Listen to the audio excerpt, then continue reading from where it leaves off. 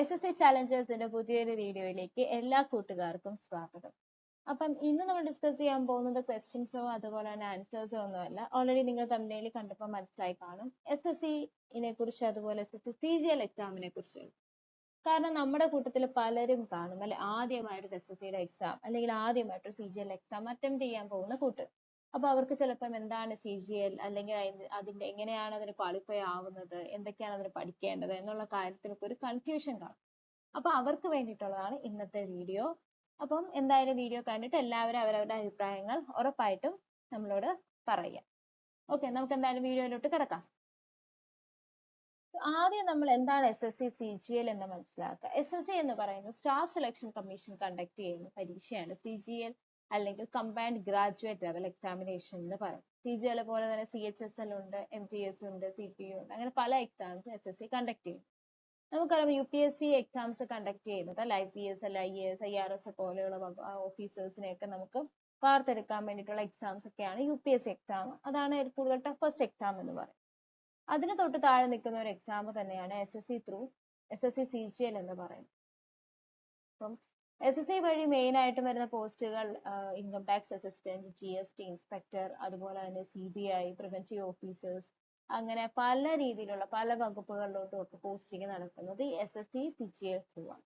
അപ്പൊ CGL എന്ന് പറയുന്നത് ഞാൻ ഓൾറെഡി പറഞ്ഞു, കമ്പൈൻഡ് ഗ്രാജുവേറ്റ് ലെവൽ. അപ്പൊ ഇതിന്റെ ഒരു എലിജിബിലിറ്റി എന്ന് പറയുന്നത് ഓൾറെഡി SSCയുടെ സൈറ്റുകൾ നിങ്ങൾ ചെക്ക് ചെയ്താൽ നിങ്ങൾക്ക് മനസ്സിലാവും. ഒരു ഗ്രാജുവേറ്റ് അല്ലെങ്കിൽ ഒരു യൂണിവേഴ്സിറ്റിയിൽ ഡിഗ്രി കംപ്ലീറ്റ് ചെയ്തവർക്കായിരിക്കും CGL അപ്ലൈ ചെയ്യാൻ പറ്റും. ഇപ്പൊ CHSL ആണെങ്കിൽ കമ്പൈൻഡ് ഹയർ സെക്കൻഡറി ലെവൽ, അല്ലെങ്കിൽ MTS ആണ് മൾട്ടി ടാസ്കിംഗ് ലെവൽ. അപ്പൊ അതിന്റെയൊക്കെ എലിജിബിലിറ്റി ഡിഫറെന്റ് ആയിരിക്കും. ഇപ്പൊ CGL സംബന്ധിച്ചിടത്തോളം മറ്റെല്ലാ എലിജിബിലിറ്റിയും ഉണ്ട്, അതിനൊപ്പം തന്നെ എന്താണ് ഗ്രാജുവേറ്റ് എന്നൊരു എലിജിബിലിറ്റി കൂടി SSC CGL ഉണ്ട്. അപ്പൊ അതുവഴി നമുക്ക് ഇങ്ങനെയുള്ള പോസ്റ്റുകളിലോട്ടൊക്കെ എന്താണ് ജോലിക്ക് കയറാൻ വേണ്ടിയിട്ട് സഹായിക്കും. അതാണ് SSC CGL എന്ന് പറയും. 2026 CGL എക്സാമിന് എല്ലാവരും അപ്ലൈ ചെയ്ത് കാണുമെന്ന് ഞാൻ വിശ്വസിക്കുന്നു. ഇതായിരുന്നു SSCയുടെ സൈറ്റിൽ ഈ തവണത്തെ SSC CGL 2026 ടയർ 1 കുറിച്ചുള്ള ടയർ 2 ആപ്ലിക്കേഷൻ ഡേറ്റ്സും എല്ലാം കൊണ്ടുവന്ന അവരുടെ നോട്ടിഫിക്കേഷൻ എന്ന് പറയുന്നത്. അപ്പം ഏകദേശം ഒരു ടെൻറ്റേറ്റീവ് ഡേറ്റ് എന്ന് പറയുന്നത് ഓഗസ്റ്റ് സെപ്റ്റംബർ ടൈമിലായിരിക്കും ടയർ 1 എക്സാം എന്ന് പറയുന്നത്. അപ്പൊ എല്ലാവരും അപ്ലൈ ചെയ്ത് കാണുമെന്ന് വിശ്വസിക്കുന്നു. അപ്പൊ എല്ലാവരും എക്സാമിനൊക്കെ അപ്ലൈ ചെയ്തു അല്ലെ. ഇനി നമുക്ക് പ്രിപ്പറേഷൻ സ്റ്റാർട്ട് ചെയ്യും. അപ്പൊ ഓൾറെഡി സ്റ്റാർട്ട് ചെയ്തവരുണ്ടാകാം, ഇനി സ്റ്റാർട്ട് ചെയ്യാൻ ആഗ്രഹിക്കുന്നവരുണ്ടാകാം അല്ലെ, എവിടെ തുടങ്ങണം എന്നറിയാതെ കൺഫ്യൂസ്ഡ് ആയിട്ടിരിക്കുന്നവരുണ്ട്. അപ്പൊ അവരെ സംബന്ധിച്ചിടത്തോളം ഫസ്റ്റ് നിങ്ങൾ എങ്ങനെയാണ് CGL, എന്തൊക്കെ ലെവലുകളാണുള്ളത്, എങ്ങനെയാണ് ഇതിന്റെ പ്രോസസ് എന്ന് ആദ്യം മനസ്സിലാക്കുക. ആദ്യമായിട്ട് എഴുതുന്നവരെ സംബന്ധിച്ചിടത്തോളം അത് മനസ്സിലാക്കേണ്ടത് ഇമ്പോർട്ടന്റ്. ഇപ്പൊ CGL പ്രധാനമായിട്ട് ടയർ 1 ടയർ 2 ലെവൽസ് ആണ്. അത് കഴിഞ്ഞ് ഡോക്യുമെന്റ് വെരിഫിക്കേഷൻസ് ആണ്. ഇന്റർവ്യൂ ഒന്നും CGL ഇല്ല. ഇപ്പൊ ടയർ 1 ടയർ 2 ലെവലും പാസ്സായി കഴിഞ്ഞു കഴിഞ്ഞാൽ അതിന്റെ റാങ്ക് അനുസരിച്ചായിരിക്കും ഡോക്യുമെന്റ് വെരിഫിക്കേഷൻസും പിന്നെ അതുപോലെ തന്നെ ജോലിയായിട്ട് ബന്ധപ്പെട്ട ബാക്കി അപ്ഡേറ്റ്സുകളും വരും. അപ്പൊ ടയർ 1 എന്താണെന്നും ടയർ 2 എന്തൊക്കെയാണ് പഠിക്കേണ്ടതെന്നാണ് ഇനി നമ്മൾ നോക്കാൻ പോകുന്നത്. CGL ടയർ 1 എക്സാമിനേഷന്റെ സിലബസ് അതുപോലെ ക്വസ്റ്റ്യൻസ് ടൈമിംഗ് ഒക്കെയാണ് നമ്മളിവിടെ പറയുന്നത്. അതായത് ടയർ 1 എക്സാമിനേഷൻസ് ഇന്ത്യയിലുടനീളം പല സെന്റേഴ്സിലായിട്ടാണ് കണ്ടക്ട് ചെയ്യുന്നത്. പല ഡേയ്സ് ആയിട്ടാണ്, 1 day ആയിട്ട് കണ്ടക്ട് ചെയ്യുന്ന എക്സാം അല്ല CGL ടയർ 1. ഒരു 10 days ഒക്കെ ആയിട്ട് മൂന്ന് ഷിഫ്റ്റ്സോളമായിട്ടായിരിക്കും ഈ എക്സാം കണ്ടക്ട് ചെയ്യുന്നത്. മോർണിംഗ്, നൂൺ ആൻഡ് ഈവനിങ് രീതിയിൽ 3 ഷിഫ്റ്റ്സ് ആയിട്ട് പല ഡേയ്സ് ആയിട്ടായിരിക്കും ഈ എക്സാം രാജ്യത്തിന്റെ പല ഭാഗത്തായിട്ട് കണ്ടക്ട് ചെയ്യുന്നത്. പിന്നെ ഇത് ഓൺലൈൻ എക്സാമിനേഷൻ ആണ്. ഓൾറെഡി എല്ലാവർക്കും അറിയായിരിക്കും. ഇത് ഓഫ്ലൈൻ അല്ല, ഓൺലൈൻ എക്സാമിനേഷൻ ആണ്. കമ്പ്യൂട്ടറിലാണ് നമ്മൾ എക്സാം അറ്റൻഡ് ചെയ്യുന്നത്. അപ്പൊ CGL ടയർ 1 എന്ന് പറയുന്നത് 1 hour എക്സാം ആണ്. അതായത് 60 minutes ആണ് ഈ എക്സാമിനുള്ളത്. എക്സാമിന് പ്രധാനമായിട്ടും 4 സെക്ഷൻസ് ആണുള്ളത്. General intelligence and reasoning, general awareness, quantitative aptitude and English comprehension. അപ്പൊ ഓരോ വിഭാഗത്തിനും 25 questions ഉണ്ടാവും. ഓരോ ക്വസ്റ്റിനും 2 മാർക്ക് വെച്ച് ടോട്ടൽ 50 മാർക്ക് വെച്ച് ഓരോന്നിനും 50 മാർക്സ് വെച്ച് ടോട്ടൽ 200 മാർക്സ് ആണ്. 100 questions ആയിരിക്കും ഉണ്ടാവുന്നത് വിത്തിൻ 1 hour. അപ്പൊ ഈ ഒരു തവണ മുതൽ ഈ 1 hour എക്സാമിന് സെക്ഷണൽ ടൈമർ കൂടി ഇൻക്ലൂഡ് ചെയ്തിട്ടുണ്ട്. സെക്ഷൻ ടൈമർ എന്ന് പറഞ്ഞാൽ ഓരോ സെക്ഷൻസിനും 15 minutes ആണ്. അപ്പൊ ഓരോ സെക്ഷനും 15 minutes, reasoning 15 minutes, general awareness 15 minutes, qualitative aptitude 15 minutes, English comprehension 15 minutes, അങ്ങനെ 60 minutes ആയിരിക്കും ഉണ്ടാവുന്നത്. അതുപോലെ തന്നെ ഇതിനൊരു നെഗറ്റീവ് മാർക്കിംഗ് ഉണ്ട്, അതായത് 0.50 മാർക്ക്. അതായത് 2 ക്വസ്റ്റ്യൻസിൽ ആൻസേഴ്സ് തെറ്റുമ്പോൾ നമുക്ക് 1 മാർക്ക് പോകും. അപ്പൊ ആ നെഗറ്റീവ് മാർക്കിംഗ് കൂടി ഒരു എക്സാമിന്. അപ്പൊ ഇതാണ് ടയർ 1 എക്സാമിനേഷന്റെ ഒരു സിലബസ് എന്ന് പറയുന്നത്. അപ്പൊ reasoning, awareness, qualitative aptitude, English comprehension. 15 minutes നമ്മൾ മാക്സിമം, അതുപോലെ 15 questions റീസണിങ്ങും എല്ലാം നമ്മൾ മാക്സിമം അറ്റൻഡ് ചെയ്യാൻ വേണ്ടി ശ്രമിക്കണം. ഇത് രണ്ടും എടുത്തു പറയാൻ കാരണം GKയും അതുപോലെ comprehension എന്ന് പറയുമ്പോൾ നമ്മൾ വായിച്ചിട്ട് നമ്മൾ എഴുതുന്നതാണ്. മറ്റു രണ്ടും നമുക്ക് എന്താണ് ചെയ്തു നോക്കാനുണ്ട്. അപ്പൊ അതുകൊണ്ട് തന്നെ ചെയ്തു നോക്കുന്ന സ്പീഡ് നമ്മൾ ഇതനുസരിച്ച് ഇംപ്രവൈസ് ചെയ്യും. നമ്മൾ ഓൾറെഡി പറഞ്ഞു അല്ലെ, ടയർ 1 എക്സാം ഉണ്ട്, ടയർ 2 എക്സാം. ഇപ്പൊ ടയർ 1 എക്സാം എന്ന് പറയുന്നത് ക്വാളിഫയിങ് എക്സാമിനേഷൻ മാത്രം. അതായത് ലാസ്റ്റ് ഈ എക്സാം എല്ലാം കംപ്ലീറ്റ് ചെയ്ത് ഒരു മെറിറ്റ് നമ്മൾ അനലൈസ് ചെയ്യുമ്പോൾ ഒരിക്കലും ടയർ 1 മാർക്ക് കാൽക്കുലേറ്റ് ചെയ്യില്ല. പക്ഷെ അത് ക്വാളിഫൈ ചെയ്തിരിക്കണം. ടയർ 1 ക്വാളിഫൈ ചെയ്തവർക്കായിരിക്കും ടയർ 2 എക്സാമിനേഷൻ അറ്റൻഡ് ചെയ്യാൻ വേണ്ടിയിട്ട് അവസരം കിട്ടുന്നത്. ഇപ്പൊ ടയർ 2 ന്റെ സിലബസ് ഇതാണ്. സെക്ഷൻ 1 മാത്സും റീസണിങ്ങും 30 ക്വസ്റ്റ്യൻസ് വെച്ച് മൊത്തം 60 ക്വസ്റ്റ്യന് 3 മാർക്ക് 180 മാർക്സ് ആയിരിക്കും. സെക്ഷൻ 2 ഇംഗ്ലീഷ് ലാംഗ്വേജ് അതുപോലെ തന്നെ general awareness 45 questions 25 questions total 70 ക്വസ്റ്റ്യൻസിന് 3 mark വെച്ച് 210. ഇപ്പൊ ടോട്ടൽ 390 മാർക്ക്. പിന്നെ സെക്ഷൻ 3 കമ്പ്യൂട്ടർ നോളജ് ടെസ്റ്റ് ഉണ്ട്. 20 മാർക്സ് റിലേറ്റഡ് ടു കമ്പ്യൂട്ടറും ചോദിക്കും. ഓരോന്നിനും 3 മാർക്ക് വെച്ച് 60. ഇതൊരു ക്വാളിഫയിങ് നേച്ചർ ആണ്. അതുപോലെ ഡേറ്റ എൻട്രി സ്പീഡ് ടെസ്റ്റ്, അതായത് നമ്മൾ ടൈപ്പിംഗ് ടെസ്റ്റും പാസ് ആവണം. അതും ഒരു ക്വാളിഫയിങ് ആണ്. 15 മിനിറ്റ്സ് 2000 സ്പീഡ് സ്ട്രോക്സ് എന്ന രീതിയിലായിരിക്കും തരുന്നത്. പക്ഷെ നമ്മൾ എന്താണ്, അത് ക്വാളിഫയിങ് ആണ്. ഈ ക്വാളിഫയിങ് എന്ന് പറഞ്ഞു കഴിഞ്ഞാൽ അത് ക്വാളിഫൈ ആയിരിക്കണം. ഇപ്പൊ നമ്മൾ ബാക്കിയുള്ള സെക്ഷൻസിൽ നല്ല മാർക്ക് മേടിച്ചാലും കമ്പ്യൂട്ടറിന് അവർ പറഞ്ഞിരിക്കുന്ന ഒരു കട്ട് ഓഫ് ക്ലിയർ ആയില്ലെങ്കിലോ അല്ലെങ്കിൽ ടൈപ്പിംഗ് അവർ പറയുന്ന ഒരു കട്ട് ഓഫ് ക്ലിയർ ആയില്ലെങ്കിലോ നമ്മൾ ഡിസ്ക്വാളിഫൈ ചെയ്യും. അതുകൊണ്ട് തന്നെ അതിന് അതിൻ്റെതായ ഇമ്പോർട്ടൻസ് ഉണ്ട് കമ്പ്യൂട്ടറിനും ടൈപ്പിംഗ് ടെസ്റ്റും. അപ്പൊ ഇതാണ് ടയർ 2 എക്സാമിനേഷന്റെ ഒരു പാറ്റേൺ എന്ന് പറയുന്നത്. അപ്പൊ ടയർ 2 വ്യക്തമായിട്ടുള്ളതെല്ലാം നമ്മൾ ടയർ 1 എക്സാംസ് എല്ലാം കംപ്ലീറ്റ് ചെയ്തതിനു ശേഷം ടയർ 2 വേണ്ടി നമ്മൾ വേറൊരു വീഡിയോ ചെയ്യുന്നതായിരിക്കും. ഇപ്പൊ നമ്മുടെ ഫോക്കസ് എന്ന് പറയുന്നത് ടയർ 1 എക്സാമിനേഷൻ ആണ്. കാരണം ടയർ 1 എക്സാമിനേഷൻ നമ്മൾ പാസ്സായാൽ മാത്രമേ, അല്ലെങ്കിൽ അതിന്റെ കട്ട് ഓഫ് ക്ലിയർ ചെയ്താൽ മാത്രമേ നമുക്ക് ടയർ 2 എക്സാമിനേഷൻ അറ്റൻഡ് ചെയ്യാൻ പറ്റൂ. പിന്നെ ടയർ 2 ഒരു പേപ്പർ 1 ആണ് നമ്മളിപ്പോൾ പറഞ്ഞത്. അത് മാൻഡേറ്ററി ആയിട്ട് എല്ലാവരും, അതായത് ടയർ 1 ക്വാളിഫൈ ചെയ്യുന്ന എല്ലാവരും അറ്റൻഡ് ചെയ്യേണ്ട പേപ്പറാണ് പേപ്പർ 1. പേപ്പർ 2 അതുപോലെ പേപ്പർ 3 എന്ന് പറയുന്നത് മാൻഡേറ്ററി അല്ല, ഓപ്ഷണൽ. അത് JS ജൂനിയർ സ്റ്റാറ്റിസ്റ്റിക്കൽ ഓഫീസർ അല്ലെങ്കിൽ അസിസ്റ്റന്റ് ഓഡിറ്റ് ഓഫീസർ ആണ് പേപ്പർ 3. അപ്പം ഇത് നമ്മൾ ഓൾറെഡി അപ്ലൈ ചെയ്തിട്ടുണ്ടെങ്കിൽ മാത്രം നമ്മൾ എക്സാം അറ്റൻഡ് ചെയ്താൽ മതി. അറ്റൻഡ് ചെയ്തില്ലെങ്കിലും അത് കുഴപ്പമില്ല. പക്ഷെ പേപ്പർ 1 മാൻഡേറ്ററി ആയിട്ട് എല്ലാവരും അറ്റൻഡ് ചെയ്യണം. ഇതിൽ 100 ക്വസ്റ്റ്യൻസ് വെച്ച് 200 മാർക്സ് 2 hours ആണ് എക്സാം എന്ന് പറയും. നെക്സ്റ്റ് നമ്മൾ ടയർ 1 നമ്മൾ 4 പോർഷൻസ് അല്ലെങ്കിൽ 4 സെക്ഷൻസ് നമ്മൾ പറഞ്ഞു ഡിസ്കസ് ചെയ്തു അല്ലെ. അപ്പൊ അതിൻ്റെ അകത്ത് ഓരോ സെക്ഷൻസിനുള്ള പ്രധാനപ്പെട്ട പോർഷൻസ് ഏതൊക്കെയാണെന്നാണ് നമ്മൾ ഡിസ്കസ് ചെയ്യാൻ പോകുന്നത്. നമ്മൾ ടയർ 1നെയാണ് ഇപ്പോൾ നമ്മൾ ഫോക്കസ് ചെയ്യുന്നത്. അപ്പൊ ഇതൊക്കെയാണ് റീസണിങ്ങുമായിട്ട് ബന്ധപ്പെട്ട സിലബസ്, റീസണിങ്ങിലെ പ്രധാനപ്പെട്ട പോർഷൻസ്. പസിൽസ്, അതുപോലെ blood relations, syllogism, seating arrangement, cube, dice, paper folding, mirror image, water image, പിന്നെ directions, calendar, clock, Venn diagram, data sufficiency, coding, decoding, ഇതൊക്കെയാണ് പ്രധാനപ്പെട്ട റീസണിങ് പോർഷൻസ് എന്ന് പറയുന്നത്. ഇപ്പൊ പോർഷൻസ് നിങ്ങൾക്ക് ഓൾറെഡി അറിയാം. ഇപ്പൊ ക്യൂബ്, ഡൈസ് ഒക്കെ നമുക്കറിയാം. ഒരു 2 or 3 നമ്മൾ അതിൽ കൊടുത്തു കഴിഞ്ഞാൽ ഓപ്പോസിറ്റ് വരുന്ന നമ്പർ ഏതാണ്, അല്ലെങ്കിൽ ഫസ്റ്റ് പൊസിഷനിൽ ഇത്രാമത്തെ ഒരു പ്ലേസിലാണ് ഒരാൾ നിൽക്കുന്നതെങ്കിൽ ലാസ്റ്റിൽ എത്രാമത്തെ പൊസിഷനിലായിരിക്കും നിൽക്കുന്നത്. മിറർ ഇമേജ്, വാട്ടർ ഇമേജ്, അതുപോലെ തന്നെ കോഡിങ് പല രീതിയിൽ. ഇപ്പം ആൽഫ എന്ന് എഴുതി കഴിഞ്ഞാൽ 1 2 3 4 ആണെങ്കിൽ ബീറ്റ എന്ന് എഴുതുമ്പോൾ എങ്ങനെയായിരിക്കാം, അപ്പൊ നമ്മൾ കോഡ് ചെയ്ത് കണ്ടുപിടിക്കുക. അപ്പൊ ഇതൊക്കെ റീസണിംഗ് ആയിട്ട് ബന്ധപ്പെട്ട പോർഷൻസ് ആണ്. അപ്പൊ ഇത്രയുമാണ് റീസണിങ്ങിന്റെ സിലബസ് എന്ന് പറയുന്നത്. നെക്സ്റ്റ് എന്ന് പറയുന്നത് ജനറൽ അവയർനെസിന്റെ സിലബസ് ആണ്. ഇത് കാണുമ്പോൾ ആകെ ഒരു 6 or 7 പോർഷൻസേ ഉള്ളൂ. പക്ഷെ ഇതിന്റെ അകത്ത് ഒരുപാട് ഡെപ്ത് ഉണ്ടാവും. കാരണം നമുക്ക് ഓൾറെഡി അറിയാം, സ്റ്റേറ്റ് PSC എഴുതുന്നവർക്കാണല്ലോ അറിയാം, ജനറൽ അവയർനെസ് എന്ന് പറഞ്ഞാൽ വളരെ വാസ്റ്റ് ആയിട്ടുള്ള ഒരു ടോപ്പിക്കാണ്. അല്ലെങ്കിൽ ഇവിടെ സയൻസ് എന്ന് പറഞ്ഞാലും സയൻസ് തന്നെ ഫിസിക്സും കെമിസ്ട്രിയും ബയോളജിയും ഉണ്ട്. എക്കണോമിയും വളരെ എക്കണോമിക്സ് റിലേറ്റഡ് ഉണ്ട്. ഹിസ്റ്ററി തന്നെ നമുക്കറിയാം, ഒരുപാട് ഹിസ്റ്ററി ഉണ്ട് അല്ലെ. ഇന്ത്യൻ ഹിസ്റ്ററിക്കകത്ത് ഒരുപാട് തന്നെ കാര്യങ്ങൾ ഇന്ത്യൻ ഹിസ്റ്ററിയിൽ തന്നെയുണ്ട്. പിന്നെ വളരെ ഇമ്പോർട്ടന്റ് ആയിട്ടുള്ള കുറച്ച് ഭാഗം വേൾഡ് ഹിസ്റ്ററിയിൽ. പിന്നെ ജോഗ്രഫി, ഇന്ത്യൻ ജോഗ്രഫിയിൽ തന്നെ ഒരുപാട് കാര്യങ്ങളുണ്ട്. കുറച്ച് ഇമ്പോർട്ടന്റ് ആയിട്ട് വേൾഡ് ജോഗ്രഫി, ഇന്ത്യൻ പൊളിറ്റി, അതായത് കോൺസ്റ്റിറ്റ്യൂഷൻ തന്നെ നമുക്കറിയാം ഒരുപാട് ആർട്ടിക്കിൾസ് ഉണ്ട്, അതുപോലെ ഒരുപാട് സെക്ഷൻസ് ഉണ്ട്, അതുമായിട്ട് ബന്ധപ്പെട്ട ഒരുപാട് ടോപ്പിക്കുകളുണ്ട്. Static GK and current affairs. Static GK എന്ന് പറഞ്ഞു കഴിഞ്ഞാൽ ഇപ്പം പ്രധാനപ്പെട്ട വലിയ മൗണ്ടൻ ഏതാണ്, അതല്ലാന്നുണ്ടെങ്കിൽ റിവേഴ്സ്, ഇമ്പോർട്ടന്റ് റിവേഴ്സ് ഏതൊക്കെയാണ്, മൗണ്ടൻസ് ഏതൊക്കെയാണ്, ഡാംസ് ഏതൊക്കെയാണ്, ഇതൊക്കെ സ്ട്രാറ്റജിക്കൽ വരുന്നതാണ്. നമ്മുടെ ഡാൻസ് ഫോംസുകൾ, ഇതെല്ലാം സ്ട്രാറ്റജിക്കൽ ഇൻക്ലൂഡ് ചെയ്യുന്നതാണ്. അതായത് പല സംസ്ഥാനങ്ങൾക്കും അവരുടെ തനതായ കുറെ കലാരൂപങ്ങൾ ഉണ്ടാവും, തനതായ കുറെ ഫെസ്റ്റിവൽസ് ഉണ്ടാവും അല്ലെ. അപ്പൊ ഇതൊക്കെ സ്ട്രാറ്റജിക്കൽ ഇൻക്ലൂഡ് ചെയ്യുന്ന പോർഷൻ ആണ്. അതുപോലെ തന്നെ കറന്റ് അഫയേഴ്സ്. കറന്റ് അഫയേഴ്സ് എന്ന് പറയുന്നത് വളരെ വാസ്റ്റ് ആയിട്ടുള്ള ഒരു ടോപ്പിക് തന്നെയാണ്. അപ്പം അതും നമുക്കൊരു മന്ത്ലി കറന്റ് അഫയേഴ്സ് ഒക്കെ നമ്മൾ അത്യാവശ്യം വായിച്ചു നോക്കുക. കറന്റ് അഫയേഴ്സ് നമുക്ക് അങ്ങനെ കുറെയൊക്കെ ക്യാച്ച് ചെയ്യാൻ പറ്റും. പക്ഷെ എന്തായാലും മറ്റ് പോർഷൻസിനെ അല്ല മറ്റ് സെക്ഷൻസിനെ കമ്പയർ ചെയ്യുമ്പോൾ ജനറൽ അവയർനെസ് അങ്ങനെ 25 questions out of 25 questions ശരിയാക്കണം എന്നല്ല നമ്മൾ വിചാരിക്കേണ്ടത്. ബട്ട് നമുക്കൊരു 15 questions എങ്കിലും ചെയ്യാൻ പറ്റണം. ആ ചെയ്യുന്നത് നമുക്ക് കറക്റ്റ് ആക്കാനും വേണ്ടിയിട്ടായിരിക്കണം നമ്മൾ ശ്രമിക്കുന്നത്. മേ ബി നമ്മുടെ ജനറൽ അവയർനെസ് എല്ലാ ക്വസ്റ്റ്യൻസ് ഒന്നും ഈസി ആയിരിക്കണം എന്നില്ല. ഓക്കെ, വളരെ ഡെപ്തിൽ ചിലപ്പോൾ ചോദിക്കാം. നമുക്ക് അറ്റംപ്റ്റ് ചെയ്യാൻ പറ്റുന്നില്ല, ഒട്ടും അറിയത്തില്ലെങ്കിൽ നമ്മൾ എന്ത് ചെയ്യും, സ്കിപ്പ് ചെയ്യാം. ഓക്കെ, അപ്പൊ അതാണ് ജനറൽ അവയർനെസ്സിൽ ശ്രദ്ധിക്കേണ്ടത്. ബാക്കിയുള്ള കാര്യങ്ങൾ എന്തായാലും ഞാൻ ലാസ്റ്റ് സ്ലൈഡിൽ ഡിസ്കസ് ചെയ്യുന്നതായിരിക്കും, എന്തൊക്കെ കാര്യങ്ങൾ എക്സാം എഴുതുമ്പോൾ ശ്രദ്ധിക്കണം. നെക്സ്റ്റ് നമ്മൾ ക്വാണ്ടിറ്റേറ്റീവ് ആപ്റ്റിറ്റ്യൂഡിന്റെ സിലബസ് ആണ് ഡിസ്കസ് ചെയ്യുന്നത്. ക്വാണ്ടിറ്റേറ്റീവ് ആപ്റ്റിറ്റ്യൂഡിൽ പെർസെൻറ്റേജസ്, ഡാറ്റ ഇന്റർപ്രിട്ടേഷൻ, അതുപോലെ time and work, boat and stream, geometry, algebra, trigonometry, ratio, proportion, time, speed, distance, SI and CA. SI and CA എന്ന് പറയുന്നത് simple interest and compound interest, averages, ഇതൊക്കെയാണ് പ്രധാനപ്പെട്ട portions ക്വാണ്ടുമായിട്ട് ബന്ധപ്പെട്ടത്. അപ്പൊ ഇതൊക്കെ കാണുമ്പോൾ വളരെ ചെറുതാണെന്ന് തോന്നാം, പക്ഷെ എന്താണ്, ചെറിയ കോൺസെപ്റ്റ്സുകൾ നമ്മൾ മനസ്സിലാക്കി മാക്സിമം നമ്മൾ ക്വസ്റ്റ്യൻസ് അറ്റംപ്റ്റ് ചെയ്യുക. ക്വാണ്ടിറ്റേറ്റീവ് ആപ്റ്റിറ്റ്യൂഡിനെ സംബന്ധിച്ചിടത്തോളം എപ്പോഴും അതാണ് ചെയ്യേണ്ടത്. കൂടുതൽ ക്വസ്റ്റ്യൻസ് നമ്മൾ ചെയ്യുക വിത്ത് എന്താണ്, ടൈമർ സെറ്റ് ചെയ്യുക. ഒരു ടൈം ലിമിറ്റിനുള്ളിൽ നമ്മൾ ആൻസേഴ്സ് ചെയ്യാൻ വേണ്ടിയിട്ട് എപ്പോഴും ശ്രമിക്കുക. അപ്പൊ ഇത്രയുമാണ് ക്വാണ്ടിറ്റേറ്റീവ് ആപ്റ്റിറ്റ്യൂഡിന്റെ സിലബസ്. Next English comprehension.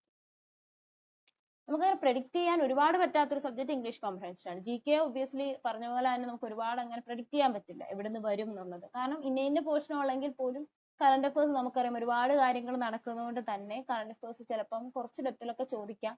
അതുപോലെ തന്നെ ഇംഗ്ലീഷ് കോംപ്രഹെൻഷനും നമുക്ക് ഓൾറെഡി നമ്മൾ കുറച്ച് തിയറി, ഇംഗ്ലീഷ് കോംപ്രഹെൻഷൻ ഒരു വ്യക്തമായ സിലബസ് ഉണ്ട്. ഗ്രാമർ പോർഷൻസ് നമ്മൾ പഠിക്കുന്നു, ആർട്ടിക്കിൾസ് പഠിക്കുന്നു, active voice passive voice rules പഠിക്കുന്നു, one word substitution, synonyms, antonyms. Synonyms നിങ്ങൾക്ക് ഓൾറെഡി അറിയാം, അതായത് സിമിലർ മീനിങ്, സെയിം മീനിങ്ങിനെയാണ് സിനോണിം എന്ന് പറയുന്നത്. ആന്റോണിംസ് എന്ന് പറഞ്ഞാൽ ഓപ്പോസിറ്റ് ആയിട്ട്. അപ്പൊ അത് തന്നെ ഒരുപാടുണ്ട് അല്ലെ, ഇഡിയംസ് ആൻഡ് ഫ്രേസസ്. അപ്പൊ ഇതിനൊക്കെ നമ്മൾ പ്രീവിയസ് ഇയർ ക്വസ്റ്റ്യൻസ് എടുത്ത് ചെയ്യുന്നു. എറർ കണ്ടുപിടിക്കുക. ഇപ്പം എറേഴ്സ് ഒരു സെന്റൻസിലെ കണ്ടുപിടിക്കണം എന്നുണ്ടെങ്കിൽ അതിന്റെ പിന്നിലെ ഗ്രാമർ നമ്മൾ പഠിച്ചിരിക്കണം. അതിനുവേണ്ടി പാർട്സ് ഓഫ് സ്പീച്ച് ഉണ്ട്, അതായത് verb, adjective, noun, adverb, conjunction, preposition, ഇങ്ങനെ പല പല കാര്യങ്ങളുണ്ട്. ഇതിന്റെയൊക്കെ റൂൾസ് നമുക്ക് മനസ്സിലായാൽ മാത്രമേ നമുക്ക് എറേഴ്സ് ക്യാച്ച് ചെയ്യാൻ പറ്റുള്ളൂ. സെന്റൻസ് കണ്ടാൽ ആ സെന്റൻസിൽ എറർ ഉണ്ടാവുമെന്ന് മനസ്സിലാവണമെങ്കിൽ നമുക്ക് അതിന്റെ റൂൾ അറിയണം. ഓക്കെ, അതുപോലെ തന്നെ ഡയറക്റ്റ് ഇൻഡയറക്റ്റ് സ്പീച്ച്. പിന്നെ ഒരു ഇമ്പോർട്ടന്റ് പോർഷൻ ആണ് പാരഗ്രാഫ് എന്നുള്ള ക്വസ്റ്റ്യൻ. പാരഗ്രാഫ് ചിലപ്പം വളരെ എളുപ്പമല്ലേ, പാരഗ്രാഫിൽ നമുക്ക് ആൻസർ കിട്ടൂലോ എന്ന് വിചാരിക്കും. പക്ഷെ ചില പാരഗ്രാഫ്സ് എന്തായിരിക്കും, കുറച്ച് ഡെപ്തിലുള്ള നല്ല രീതിയിൽ വായിച്ചാൽ മാത്രമേ നമുക്ക് അതിൽ നിന്ന് ആൻസർ ചെയ്യാൻ പറ്റൂ. അപ്പൊ ഇതും എന്താണ്, നമുക്ക് ഒഴിവാക്കാൻ പറ്റില്ല, നമ്മൾ പ്രാക്ടീസ് ചെയ്യുക എന്ന് മാത്രമേ ഇംഗ്ലീഷ് കോംപ്രഹെൻഷനുള്ളൂ. പിന്നെ അതുപോലെ തന്നെ നെഗറ്റീവ് മാർക്കിംഗ് നന്നായിട്ട് വരാനുള്ള ഒരു ചാൻസും ഇംഗ്ലീഷ് കോംപ്രഹെൻഷനിലുണ്ട്, GK പോലെ തന്നെ. നമ്മൾ ചിലപ്പം വളരെ ശരിയാണെന്ന് വിചാരിക്കുന്ന ആൻസർ ചിലപ്പോൾ തെറ്റിപ്പോ. അപ്പൊ അതുകൊണ്ട് തന്നെ നമുക്ക് കറക്റ്റ് ആണെന്ന് തോന്നുന്ന കറക്റ്റ് ആയിട്ടുള്ള ആൻസേഴ്സ് മാത്രം മാർക്ക് ചെയ്യുക. പ്രത്യേകിച്ച് ഇംഗ്ലീഷിലും അതുപോലെ തന്നെ GK യിലും. കാരണം ഇത് രണ്ടും നമ്മൾ ചിലപ്പം ഒരു ഗസ് ചെയ്യാൻ ചാൻസ് ഉണ്ട്. വൈസ് ഗസ്സിങ്ങോ വൈൽഡ് ഗസ്സിങ്ങോ ആവണം എന്നില്ല. രണ്ടും ഒന്നെങ്കിൽ വൈസ് ഗസ്സിങ്ങോ അല്ലെങ്കിൽ വൈൽഡ് ഗസ് ആയിരിക്കും. പക്ഷെ ഒരു പ്രശ്നം എന്ന് പറഞ്ഞാൽ ഇതൊക്കെ നെഗറ്റീവ് മാർക്കിംഗ് ആണ്. നെഗറ്റീവ് മാർക്കിംഗ് ഉള്ളത് കൊണ്ട് തന്നെ ഇപ്പം ഒരെണ്ണം തെറ്റിയാൽ 0.50 അത്രയും മാർക്കല്ലേ പോകുന്നുള്ളൂ. അത് വളരെ കുറവല്ലേ എന്ന് വിചാരിക്കാം. പക്ഷെ അത് അങ്ങനെയല്ല. ഇപ്പൊ നമുക്കൊരു കട്ട് ഓഫ് വരുമ്പോൾ ഒരു 136 ആണ്. നിങ്ങൾക്ക് മാർക്ക് കാൽക്കുലേറ്റ് ചെയ്ത് 135.5 ആയിരിക്കാം, 135 ആയിരിക്കാം. പക്ഷെ അത് പറയാൻ പറ്റില്ലല്ലോ, കാരണം അത് 136 അല്ലെങ്കിൽ നമ്മൾ ഡിസ്ക്വാളിഫൈ ആവും. അപ്പൊ ഓരോ ചെറിയൊരു പോയിന്റ് ആണെങ്കിൽ പോലും അതിന് വളരെയധികം ഇമ്പോർട്ടൻസ് ഉണ്ട്. മാർക്ക് കൂടുന്നില്ലെങ്കിലും ടയർ 1 നമുക്ക് ക്വാളിഫൈ ചെയ്താൽ മാത്രമല്ലേ നമുക്ക് ടയർ 2 എഴുതാൻ പറ്റൂ. അപ്പൊ അതുകൊണ്ട് തന്നെ ഒരുപാട് അങ്ങനെ വൈൽഡ് ഗസ് ചെയ്യാതിരിക്കുക. വളരെ വൈസ് ആയിട്ട് ഗസ് ചെയ്യാൻ, ഫാറസ്റ്റ് എന്ന് ഞാൻ ഒരുപാട് അങ്ങനെ പറയില്ല. ഇനി അങ്ങനെ ഒരു ഗസ് ചെയ്യാൻ നിങ്ങൾക്ക് രണ്ട് ആൻസേഴ്സ് ഉണ്ട്, ഒരു 80%, 85% ഒരു ആൻസർ ആവും എന്നുണ്ടെങ്കിൽ ഒരു ക്വസ്റ്റ്യൻ ഒക്കെ മാക്സിമം എന്ത് ചെയ്യുക, വൈസ് ആയിട്ട് ഗസ് ചെയ്യുക. പ്രത്യേകിച്ച് റീസണിങ് അല്ല, ഇംഗ്ലീഷും ജനറൽ അവയർനെസ്സും. അതൊരു ഫാർ എക്സ്റ്റെൻഡേ പറയുള്ളൂ, അല്ലെങ്കിൽ ചെയ്യാതിരിക്കുക ഒട്ടും. കാരണം അത് നെഗറ്റീവ് അടിച്ചു കഴിഞ്ഞാൽ നമുക്ക് അത്രയും മാർക്ക് പുറകോട്ട് വരും. ബാക്കി റീസണിങ്ങിൽ മാത്സിൽ ഞാൻ പറയാത്തതിന്റെ റീസൺ എന്ന് പറഞ്ഞാൽ ഇത് രണ്ടും നമ്മൾ ചെയ്ത് കിട്ടുന്ന ആൻസേഴ്സ് ആണ്. അപ്പൊ ചെയ്ത് കിട്ടുന്ന ആൻസേഴ്സ് നമുക്ക് ചെയ്താൽ ഒരു മാക്സിമം നമ്മൾ എന്തായാലും അതിൽ ആൻസർ ചൂസ് ചെയ്യത്തുള്ളൂ. വെറുതെ നമ്മൾ എന്തായാലും നമുക്ക് കറക്കി കുത്തിയോ മാത്സും റീസണിങ് അങ്ങനെ ചെയ്യാൻ പറ്റില്ല. അപ്പൊ അതുകൊണ്ട് തന്നെ അതിൽ നമ്മൾ ചെയ്തിട്ടുള്ള ആൻസർ നമ്മൾ മാക്സിമം മാർക്ക് ചെയ്യണം. അപ്പം ഇംഗ്ലീഷിലും അതുപോലെ തന്നെ ജനറൽ അവയർനെസ്സിലും നിങ്ങൾ ഇക്കാര്യങ്ങൾ വ്യക്തമായിട്ടും ശ്രദ്ധിക്കും. അപ്പം എന്തൊക്കെ കോൺസെപ്റ്റുകളാണ് നിങ്ങൾ ഇതിൽ നിന്ന് മനസ്സിലാക്കേണ്ടത്, എന്തൊക്കെ കാര്യങ്ങളാണ് ടയർ 1 പ്രിപ്പയർ ചെയ്യുമ്പോൾ നിങ്ങൾ ശ്രദ്ധിക്കേണ്ടത് എന്നുള്ളതാണ് ഇനി ഞാൻ പറയുന്നത്. ആദ്യമേ നിങ്ങൾ ചെയ്യേണ്ടത്, ഫ്രഷ് ആയിട്ട് എഴുതുന്ന ഒരാളെ സംബന്ധിച്ചിടത്തോളം അവരുടെ കയ്യിൽ നോട്ട്സ് ഒന്നും കാണില്ല, എവിടെ തുടങ്ങണം എന്നതിൽ എപ്പോഴും കൺഫ്യൂസ്ഡ് ആയിരിക്കും. അപ്പൊ അവർ എന്ത് ചെയ്യുക, ആദ്യമേ ടോപ്പിക് എടുക്കുക, അതിന്റെ സിലബസ് മനസ്സിലാക്കുക. ഒരു എക്സാം ആണ്, അതിന്റെ സിലബസ് വ്യക്തമായിട്ട് മനസ്സിലാക്കുക. ഇപ്പൊ ഞാൻ പറഞ്ഞ പോലെ തന്നെ എക്സാംസിന്റെ ഒരു PDF എടുത്ത് കയ്യിൽ സൂക്ഷിക്കുക. അതിനുശേഷം ഓരോ സബ്ജക്റ്റ് എടുത്തിട്ടും അതിന്റെ ഓരോ ടോപ്പിക്കുകൾ എടുത്തിട്ട് റിവൈസ് ചെയ്യുക. എല്ലാത്തിനും ഓരോ കോൺസെപ്റ്റ്സ് ഉണ്ട്. ഇപ്പൊ ഇംഗ്ലീഷിന് ഞാൻ പറഞ്ഞ പോലെ തന്നെ ഓരോന്നിനും ഓരോ റൂൾസ് ഉണ്ട്. ആ റൂൾസ് നന്നായിട്ട് മനസ്സിലാക്കുക. നിങ്ങൾക്ക് ടെക്സ്റ്റ് ബുക്സ് വേണം, ടെക്സ്റ്റ് ബുക്ക് ഒന്നോ രണ്ടോ ടെക്സ്റ്റ് ബുക്സ്, ഒരുപാട് ടെക്സ്റ്റ് ബുക്കുകൾ മേടിച്ച് ഒരുപാട് റെഫർ ചെയ്യാതിരിക്കും. ഒരു ടെക്സ്റ്റ് ബുക്കിനെ മാത്രം ഡിപ്പെൻഡ് ചെയ്യുക. തിയറി റൂൾസ് ചെയ്യാൻ വേണ്ടിയിട്ട് മാത്രമാണ് പറയുന്നത് കേട്ടോ. ഇപ്പൊ റൂൾസ് മനസ്സിലാക്കാൻ വേണ്ടിയിട്ട് ഇംഗ്ലീഷിന് ഒരു ടെക്സ്റ്റ് ബുക്ക്, അല്ലെങ്കിൽ ഇപ്പം ഒരുപാട് ഓൺലൈൻസിൽ ഒരുപാട് മീഡിയം ഉണ്ട്, പ്ലാറ്റ്ഫോംസ് ഉണ്ട്, നിങ്ങൾക്ക് അതിന്റെ റൂൾസ് PDF കിട്ടും. അങ്ങനെയെങ്കിൽ അത് പ്രിന്റ് എടുത്ത് വായിക്കുക, അല്ലെങ്കിൽ നിങ്ങൾ എഴുതി വെക്കുക. അപ്പൊ ആ റൂൾസ് നന്നായിട്ട് മനസ്സിലാക്കുക. ഇംഗ്ലീഷ് ആണെങ്കിൽ അങ്ങനെ. ഇപ്പൊ റീസണിങ് ആണെങ്കിലും ചില കാര്യത്തിൽ ചില ഷോർട്ട് കട്ട്സ് ഉണ്ടാവും, അത് വ്യക്തമായിട്ട് നോട്ട് ചെയ്യുക. ഇപ്പൊ GK-യിലാണെങ്കിൽ GK-ക്ക് ഏതെങ്കിലും ഒരു ടെസ്റ്റ് ഫോളോ ചെയ്യുന്നത് എപ്പോഴും നന്നായിരിക്കും. കാരണം ഒരുപാട് നമുക്ക് എഴുതാൻ ഒരുപാട് സമയം നമുക്ക് അങ്ങനെ കൊടുക്കാനില്ല. ഇപ്പൊ ജൂലൈ, ഓഗസ്റ്റ്, സെപ്റ്റംബർ എന്ന് പറയുമ്പോൾ അധിക ടൈം ഇല്ല ടയർ 1. അപ്പൊ അതിനുവേണ്ടി ഒരു ടെക്സ്റ്റ് ഫോളോ ചെയ്യുന്നത് വളരെ നന്നായിരിക്കും. അപ്പൊ ടെക്സ്റ്റ് വെച്ചിട്ട് പിന്നെ അതിലില്ലാത്ത കോൺസെപ്റ്റ്സ് നമുക്ക് യൂട്യൂബ് ചാനൽസ് ഉണ്ടല്ലോ, വീഡിയോസിലൊക്കെ നമുക്ക് പോയാലും അതിൽ നമുക്ക് റെഫർ ചെയ്യാൻ പറ്റും. പിന്നെ മാത്സ് അതുപോലെയാണ്. മാത്സിന്റെ അപ്പം നിങ്ങൾക്ക് തോന്നാം എന്താണ് തിയറി പോർഷൻസ്, മാത്സിനും ഉണ്ട് അല്ലെ. ഇപ്പൊ പ്രോഫിറ്റ് ആൻഡ് ലോസ് എടുത്താൽ പ്രോഫിറ്റ് ആൻഡ് ലോസിന് കുറച്ച് വ്യക്തമായ ഇക്വേഷൻസ് ഉണ്ട്. ഇപ്പൊ പ്രോഫിറ്റ് എന്താണ്, ലോസ് എന്താണ്, ഡിസ്കൗണ്ട് എന്താണ്, എങ്ങനെ കണ്ടുപിടിക്കും, ഇത് തമ്മിൽ കണക്ഷൻ എന്താണ്. അപ്പൊ അങ്ങനെ ഒരു ക്വസ്റ്റ്യൻസ് എടുക്കുക. അതുപോലെ ഓൾജിബ്ര കുറെ ഇക്വേഷൻസ്, ഇപ്പൊ A³ + B³ ഉണ്ട്. അല്ലെങ്കിൽ ജോമെട്രിക്ക് ഒരുപാട്, ഇപ്പൊ ട്രയാങ്കിൾസിന് പ്രോപ്പർട്ടി ഉണ്ട്, സർക്കിൾസിന് പ്രോപ്പർട്ടി ഉണ്ട് അല്ലെ. അപ്പൊ അങ്ങനെയുള്ള ട്രിഗണോമെട്രി എടുക്കുകയാണെന്ന് സൈൻ തീറ്റ, കോസ് തീറ്റ. അപ്പൊ അങ്ങനെയുള്ള കാര്യങ്ങൾ മനസ്സിലാക്കുക. അത് പഠിച്ചതിന് ശേഷം പിന്നെ ക്വസ്റ്റ്യൻസ് പ്രാക്ടീസ് ചെയ്യുക. കാരണം ഇവിടെ പ്രാക്ടീസ് വേണം. വെറുതെ നമ്മൾ തിയറി പഠിച്ചു, കോൺസെപ്റ്റ് പഠിച്ചു എന്നല്ല, നമ്മൾ പ്രാക്ടീസ് ചെയ്യുക. പ്രാക്ടീസ് ചെയ്യുമ്പോൾ PYQ ക്വസ്റ്റ്യൻസ് പ്രാക്ടീസ് ചെയ്യാതെ പിന്നെ പുതിയ ക്വസ്റ്റ്യൻസ് ഒക്കെ പ്രാക്ടീസ് ചെയ്യാനും കുഴപ്പമില്ല. PYQ ഞാൻ ഓൾറെഡി കുറച്ച് വീഡിയോസ് എൻ്റെ ചാനലിൽ ഇട്ടിട്ടുണ്ട്. ടീച്ചർ ചോദിക്കുന്ന ടോപ്പിക് വൈസ് ആയുള്ള ക്വസ്റ്റ്യൻസ് ഞാൻ ചെയ്തിട്ടുണ്ട്. അപ്പൊ അത് നിങ്ങൾ എന്ത് ചെയ്യുക, അത് ഓപ്പൺ ചെയ്യുക, ക്വസ്റ്റ്യൻസ് കാണുക, അന്നേരം വീഡിയോ പോസ്റ്റ് ചെയ്തിട്ട് നിങ്ങൾ അറിയുന്ന രീതിയിൽ ആൻസർ ചെയ്ത് നോക്കുക. നിങ്ങൾക്ക് കിട്ടുന്നില്ലെങ്കിൽ ആ വീഡിയോ മുന്നോട്ട് കാണുക. അല്ലാതെ വീഡിയോ കാണുമ്പോൾ ക്വസ്റ്റ്യനും ആൻസർ ആദ്യം കണ്ടിട്ട് പോയി ചെയ്യാൻ നിൽക്കരുത്. ആദ്യം നമുക്ക് ചെയ്യാൻ പറ്റുന്നുണ്ടോ എന്ന് നോക്കുക. ഒട്ടും പറ്റുന്നില്ല എന്നാണെങ്കിൽ എന്ത് ചെയ്യുക, വീഡിയോ ഡിപ്പെൻഡ് ചെയ്ത് ആൻസറിനെ കണ്ടു. അപ്പൊ കോൺസെപ്റ്റ്സ് മനസ്സിലാക്കുക, പ്രാക്ടീസ് ചെയ്യുക. പ്രാക്ടീസ് ഭയങ്കര ഇമ്പോർട്ടന്റ് ആണ്. അപ്പം മാത്സ് ആണെങ്കിൽ പോലും, റീസണിങ് ആണെങ്കിൽ ഒരു ദിവസം ഇത്ര ക്വസ്റ്റ്യൻസ് ചെയ്യുക. പിന്നെ നിങ്ങൾ കൂടുതലും ഓൺലൈൻ എക്സാംസ്, അതാണ് ഞാൻ നെക്സ്റ്റ് പറയാൻ പോകുന്ന പോയിന്റ് എന്ന് പറയുന്നത്. അതായത് ഓൺലൈൻ എക്സാമിനേഷൻസ് കൂടുതൽ പ്രാക്ടീസ് ചെയ്യുക. കാരണം ഇതൊരു ഓഫ്ലൈൻ എക്സാം അല്ല. ഓക്കെ, ചിലരിപ്പോൾ ആദ്യമായിട്ടായിരിക്കും ഓൺലൈൻ എക്സാം അറ്റൻഡ് ചെയ്യുന്നത്, ചിലർ ഓൾറെഡി ചെയ്തിട്ടുണ്ടാവും. അപ്പൊ രണ്ട് വിഭാഗത്തിനോടും കൂടിയാണ് പറയുന്നത്. അപ്പൊ അത് ഓഫ്ലൈൻ എക്സാമിനേഷൻ, ഓൺലൈൻ എക്സാമിനേഷൻസ് എപ്പോഴും ഡിഫറെന്റ് ആണ് അല്ലെ. അപ്പൊ നമ്മൾ വിചാരിക്കും ഇത് ഓഫ്ലൈൻ പോലെ അല്ലേ ഓൺലൈൻ എന്ന് വിചാരിക്കും, പക്ഷെ അത് അങ്ങനെയല്ല. അപ്പൊ അതിന് വേണ്ടിയിട്ട് എപ്പോഴും ഒരു ഓൺലൈൻ എക്സാമിനേഷൻ പ്ലാറ്റ്ഫോംസിൽ നമ്മൾ ഇപ്പം ഒലി ബോർഡ് അല്ലെങ്കിൽ ടെക്സ്റ്റ് ബുക്ക് പോലെയുള്ള പ്ലാറ്റ്ഫോംസ് അവരവരുടെ എക്സാംസിന് വേണ്ടിയിട്ട് കുറെ ഒരു ബൾക്കായിട്ട് ഇത്ര എക്സാംസ് എന്നുള്ള രീതിയിലൊക്കെ ഓഫേഴ്സ് കൊടുക്കുന്നുണ്ട്, ചെറിയ എമൗണ്ട്. അപ്പൊ അത് പർച്ചേസ് ചെയ്തിട്ട് എന്ത് ചെയ്യുക, ഓൺലൈൻ എക്സാംസ് അറ്റൻഡ് ചെയ്യുക. കാരണം ഇതൊരു സെക്ഷണൽ എക്സാമും കൂടെ ആയതുകൊണ്ട് നമുക്ക് ആ ടൈമിനുള്ളിൽ നമ്മൾ എന്ത് ചെയ്യാൻ പറ്റും. അപ്പൊ കൂടുതൽ ഓൺലൈൻ എക്സാംസ് അറ്റൻഡ് ചെയ്യുക. അപ്പൊ ഒരു പ്ലാറ്റ്ഫോമിനെ തന്നെ ഡിപ്പെൻഡ് ചെയ്യണം എന്ന് ഞാൻ ഒരിക്കലും പറയില്ല. ഒന്നിൽ കൂടുതൽ പ്ലാറ്റ്ഫോംസ് എപ്പോഴും എടുക്കുക, ഒരു മിനിമം 2 എണ്ണം. കാരണം എന്ന് വെച്ചാൽ ഫോർ എക്സാമ്പിൾ നമ്മൾ ടെക്സ്റ്റ് ബുക്കിനെ മാത്രം ഫോക്കസ് ചെയ്യുമ്പോൾ അവരുടെ ഒരു പാറ്റേൺ ഓഫ് ക്വസ്റ്റ്യൻസ് ഉണ്ട്, അവർക്കൊരു രീതിയുണ്ട്. ആ പാറ്റേൺ മാത്രമേ നമുക്ക് ഫെമിലിയർ ആവുള്ളൂ. മേ ബി അതൊരു എക്സാം കുറച്ച് ഈസി ആയിരിക്കും.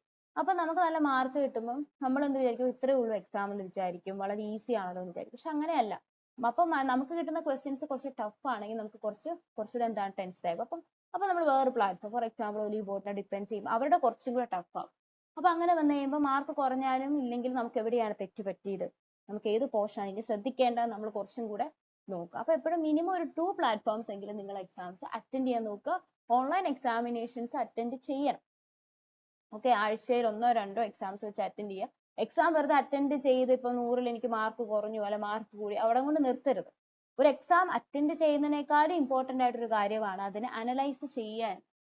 ഓക്കെ, ഒരു എക്സാം അറ്റൻഡ് ചെയ്തു, മാർക്ക് കിട്ടി, ഇവിടെ ഭാഗം കുറഞ്ഞു. ഓക്കെ, ആദ്യം എന്ത് പോയി നോക്കുക, എവിടെയാണ് എനിക്ക് മാർക്ക് കുറഞ്ഞത്, ഓരോ പോർഷൻസ് എടുക്കുക. മാത്സിന് ഞാൻ ഇത് വിട്ടുപോയി, ഞാനിത് മറന്നുപോയി, അപ്പൊ ഇത് എന്റെ ഒരു നെഗറ്റീവ് ആണ്. ഇതൊക്കെ സംഭവിക്കാം നമുക്ക് എക്സാം. ഓക്കെ, അപ്പൊ അതിനു മുന്നേ നമ്മൾ മോക്കായിട്ടൊരു എക്സാം എഴുതുവല്ലേ ചെയ്യുന്നത്. അപ്പൊ അതുകൊണ്ട് തന്നെ നമ്മൾ നമ്മുടെ മിസ്റ്റേക്കുകൾ എന്താണെന്ന് നമ്മളത് മനസ്സിലാക്കും. അപ്പൊ നന്നായിട്ട് അനലൈസ് ചെയ്യുക ഓരോ ക്വസ്റ്റ്യൻ. അത് മാത്സ് എന്നുള്ള രീതിയല്ല, എല്ലാം റീസണിങ്, GK എല്ലാം. ഓക്കെ, അതുവഴി തിയറി, GKയുടെ ആണ് ഓരോ ക്വസ്റ്റ്യൻസ് റിലേറ്റഡ് ആയിട്ടുള്ള കാര്യങ്ങളും അതിൽ ആഡ് ചെയ്തിട്ടുണ്ടെങ്കിൽ അതും പഠിക്കാൻ ശ്രമിക്കുക. അപ്പൊ അനാലിസിസ് ചെയ്യുക എന്ന് പറയുന്നത് ഇമ്പോർട്ടന്റ് ആണ്. വെറുതെ കുറെ എക്സാം അറ്റൻഡ് ചെയ്യുക എന്നല്ല നമ്മുടെ ഫോക്കസ്. നമുക്ക് നമ്മുടെ തെറ്റ് മനസ്സിലാവണം, അനലൈസ് ചെയ്യണം. ഒരു ഓൺലൈൻ എക്സാം അറ്റൻഡ് ചെയ്യുമ്പോൾ എന്താണ് മിസ്റ്റേക്ക് നമ്മൾ അനലൈസ് ചെയ്യണം. അപ്പൊ അതിന് വേണ്ടിയിട്ട് ഓരോ എക്സാംസും കഴിയുമ്പോൾ അത് അനലൈസ് ചെയ്യുക. ഓൺലൈൻ എക്സാമിനേഷൻ പ്രാക്ടീസ് ചെയ്യണം, വളരെ ഇമ്പോർട്ടന്റ് ആയിട്ടുള്ള ഒരു പോയിന്റ് ആണ്.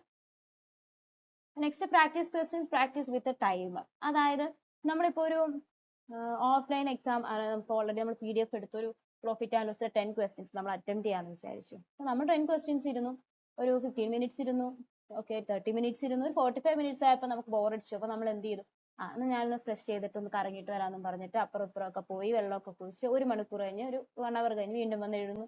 ഹാഫ് അവർ ഇരുന്ന് ഒരു 1.5 മണിക്കൂറിനായിരിക്കും നമ്മൾ 10 ക്വസ്റ്റ്യൻസ് ചെയ്യുന്നത്. അങ്ങനെ ഒരിക്കലും ചെയ്യാൻ പാടില്ല. മനസ്സിലായോ? അങ്ങനെ ഒരിക്കലും ചെയ്യാൻ പാടില്ല. നമ്മൾ എക്സാമിന് അങ്ങനെ നമ്മൾ മാറുന്നില്ലല്ലോ.